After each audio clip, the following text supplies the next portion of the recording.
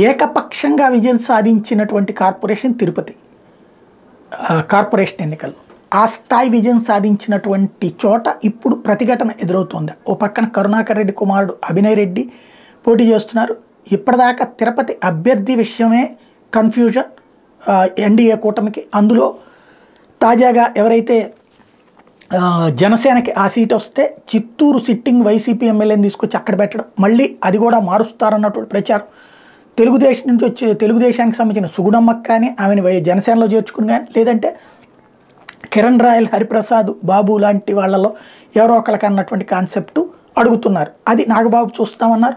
మళ్ళీ కొత్త సర్వే మొన్ననే పేర్లు కూడా చెప్పుకున్నాం. అయితే ఇప్పుడు అక్కడ కీలక పరిణామాలు చోటు చేసుకున్నాయి. కార్పొరేటర్లుగా గెలిచినటువంటి ఇద్దరు వైసీపీ కార్పొరేటర్లు రాజీనామా చేయడం, కార్పొరేషన్ 48వ డివిజన్ కార్పొరేటర్ అనితా యాదవ్, 49వ డివిజన్ కార్పొరేటర్ సంజయ్ యాదవ్ రాజీనామా చేయడం, వైసీపీలో యాదవులకు ప్రాధాన్యత లేదంటూ రాజీనామా చేయడం అన్నటువంటి కీలక పరిణామం.